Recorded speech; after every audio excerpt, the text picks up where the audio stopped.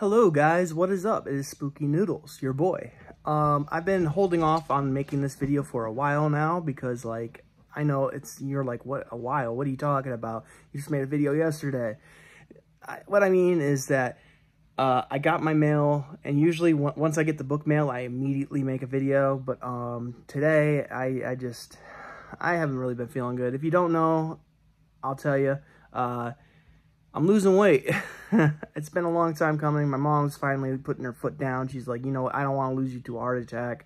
You're going to lose weight. And already I'm seeing signs of losing weight. It's crazy. I didn't think just drinking water would affect me, but I quit. I kind of quit energy drinks.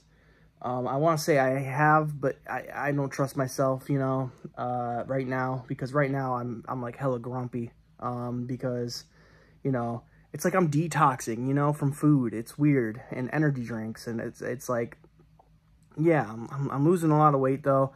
I was at 305. That's been my heaviest so far, and today I got on the scale and I was 294 in the morning. So already seeing signs of improvement in the past 3 days. I did also go kayaking, so that probably lost me some weight, and I've been doing nothing but laying around, so that's unfortunate. But once I get walking more again, because right now I'm burned from head to toe, because, well, not my face because I wear hats, but, yeah, I was burned from head to toe. I actually got some pretty bad burns, to be honest with you. It's not your regular sunburn. Around my ankle, I got some, like, almost, like, semi-blisters, if you will. Like, they're very close to being blisters, and, my leg is, my foot is, like, 2 different colors. It's crazy. Yeah, maybe I'll show you a picture. I'll, like, plug a picture in here if I remember to do it. But, yeah, I haven't really been feeling great.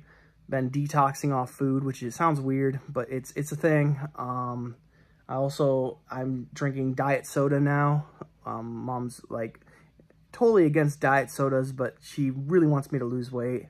So she went out, and she's an awesome mom. She got me a bunch of diet sodas and a bunch of good food, you know? So, but the problem is, not a problem. I shouldn't say problem.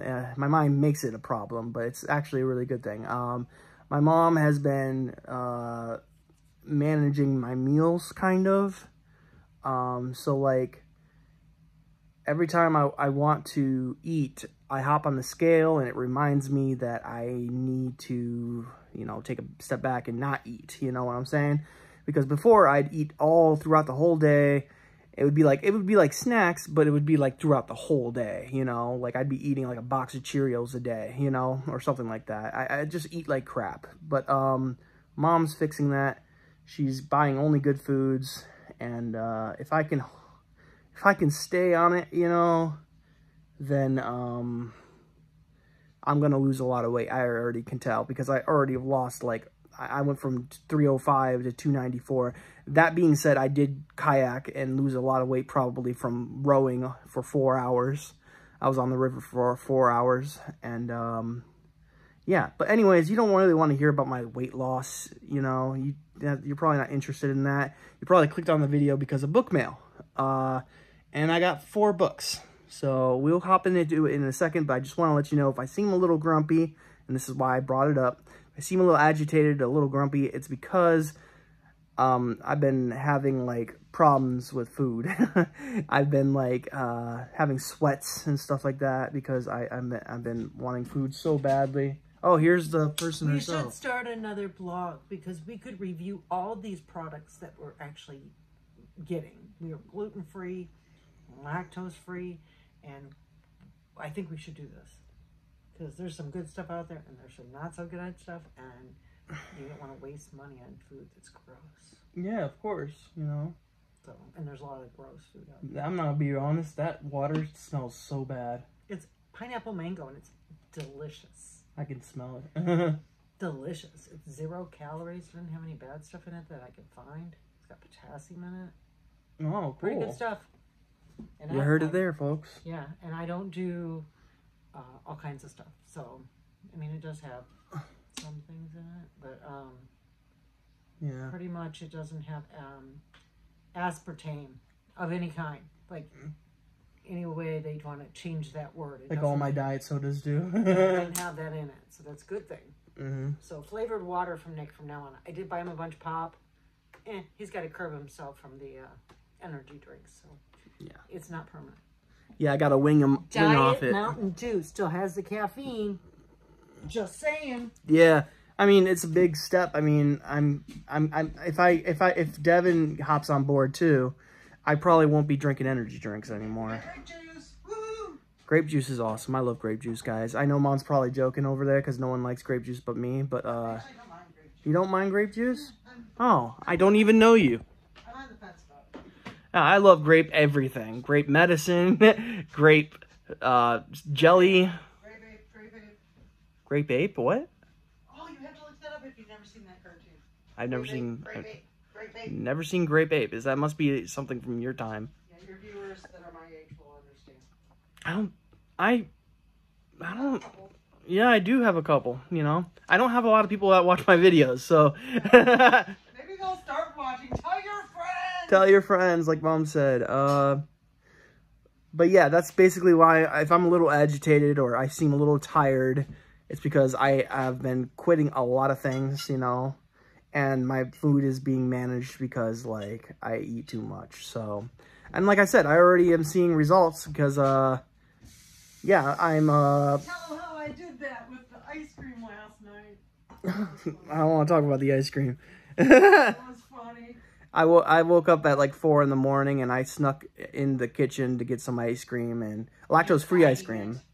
I was trying to hide it. I was trying to stand in front of it and, you know, act all nonchalant about it. But Mom was like about to pick up the bowl to throw it away. And she was like, wait a minute. That's full of ice cream, you know. And she told me to have half of it. No, so I told you to get on the scale. And it made it your choice. yeah, she made me get on the scale and told me, do you really want to eat that ice cream now? And I was like, kinda. So we split it in half. I put half of the ice cream I put in the bowl, which is usually 3 scoops. I put half of that into the carton. So, thank you, Mom. I'm proud of me too. But now I've been talking for 7.5 minutes about my weight loss journey, and this is not becoming a book mail video. This is now just a vlog. So I gotta hop back into what I wanted to talk about, and that's books.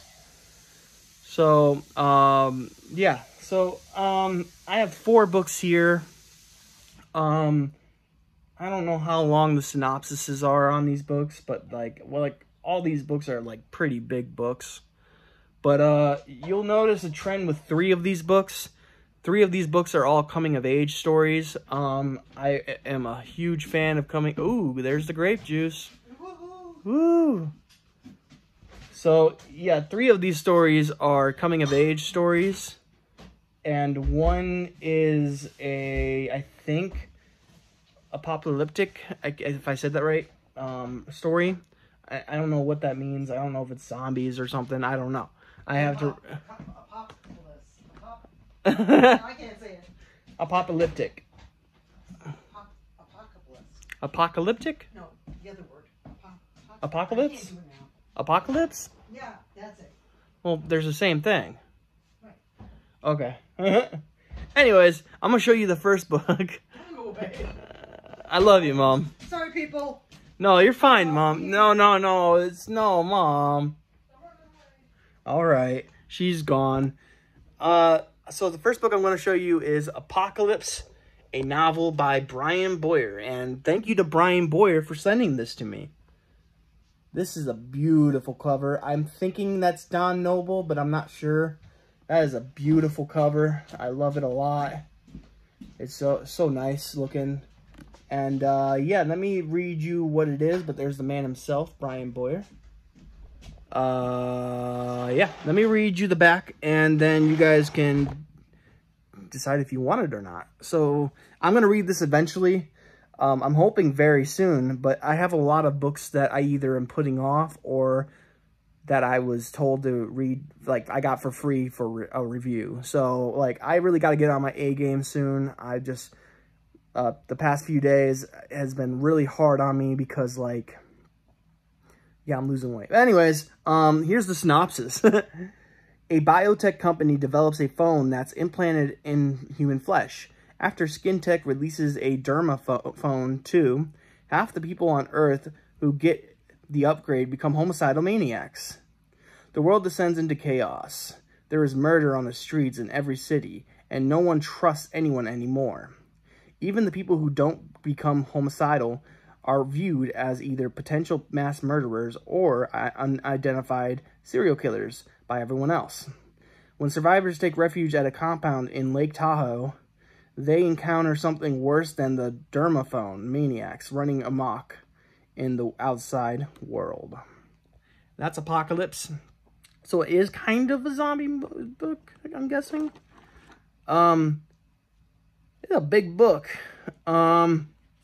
This comes in at, if I can, my fingers are so dry, it's so hard to do this. Come on. Of course, I flipped one extra page. This one is 409 pages, it says. So this is actually probably one of the smaller books out of these 4 books. Maybe the smallest. I'm not sure how long the other one is. But Apocalypse by Brian Boyer. Check it out.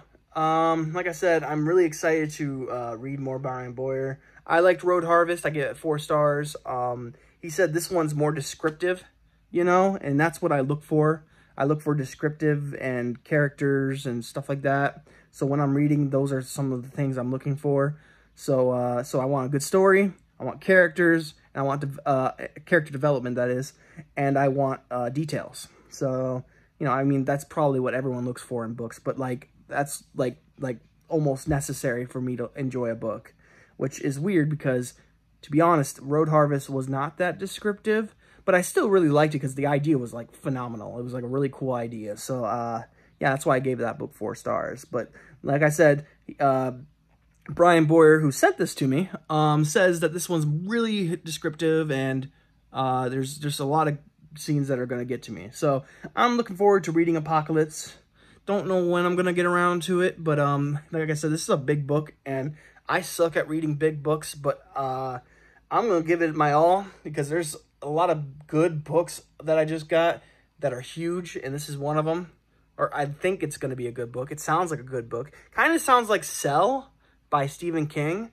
You know that book where basically everyone becomes zombies because of a cell phone? You know, it reminds me of that. Although they weren't zombies in Cell either, but they were just like homicidal maniacs, like this book it says. So I wonder if this is I wonder if he was influenced by Stephen King in any way. If he was, that's awesome. I never read Cell by Stephen King, so this is gonna be my first taste in this kind of story. So yeah. All right. Moving on. Sorry, I didn't mean to slam that book on the table, but yeah, next book we have is a chunker from Silver Shamrock. Now, I wasn't given this book by Silver Shamrock. Well, actually, I kind of was. I was given the ebook, but hearing that this is a coming-of-age tale and that I collect coming-of-age stories, I had to pick it up. And that's Malignant Summer by Tim Meyer. Look at that absolutely graphic cover. That is terrifying. Like I said, big chunker. This one probably comes in at like 620 pages. Watch. Let me check. I don't actually really know how many pages this comes in at, but let me check. It comes in at 556 pages, so I was wrong. Oh well. But 556 pages for this big chunker.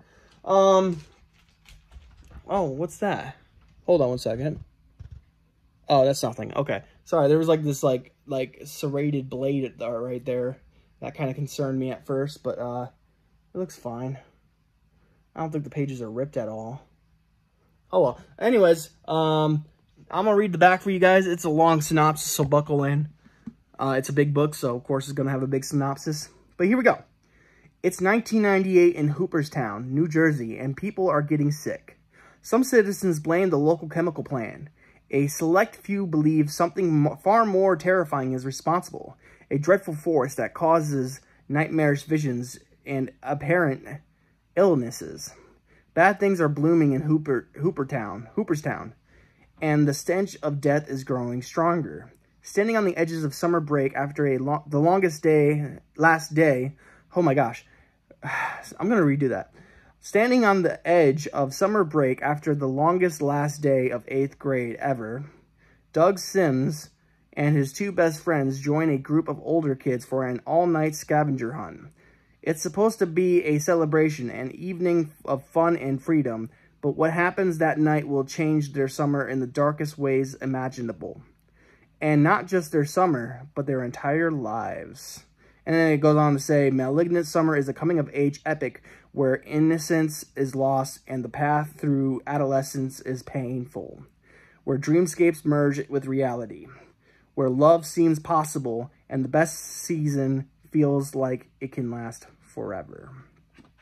That's Malignant Summer by Tim Meyer. I'm looking very forward to reading this one. Like I said, I don't know when I'm going to read it. I'm going to say that for every book on this list. I don't know when I'm going to get around to reading this, but it's definitely in my wheelhouse because I love coming-of-age stories. So I'm going to probably read this eventually. I mean, obviously, I'm going to read it eventually unless I die. I have a short life or something. But, and I don't get around to it. So I don't want to promise anything. But this is one of my most anticipated books. I, really am looking forward to reading this book. It's going to take me forever to get through. And it's probably going to hurt my reading goal. But that's okay. Like I said, 556 pages. This looks like a beauty. It even has, some artwork on the top. It has, a picture of this, smokestacks and stuff like that from a chemical plant or something. But anyways, that's Malignant Summer. I can't wait to read it. And now we will set this book down on top of Apocalypse by Brian Boyer. And the next book we have is probably the smallest one now that I think about it. Let me check at the page count really quickly here.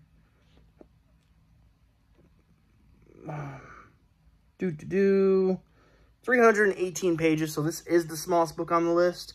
And oh my gosh, I just looked at the synopsis. It's pretty long, but it's Jeff Strand's Dweller. Yeah, this is a coming-of-age story, obviously. As you can see, I said that the next 3 books were going to be coming-of-age, so here we go. Let me read the synopsis for you. When Toby Florin was 8 years old, he discovered a monster living in the woods behind his house. A ghastly, frightening creature with claws, fangs, and the taste for human flesh. As he ran out of the forest, Toby felt that he'd been lucky to escape with his life. Years later, Toby finds comfort with the creature. It's his own special secret. Something that nobody else in the world knows about. Somebody to talk to. Somebody to confide in. Sure, Toby has concerns about his own sanity. But really, what boy wouldn't want to be best friends with a monster in the woods, especially if he's being tormented by bullies?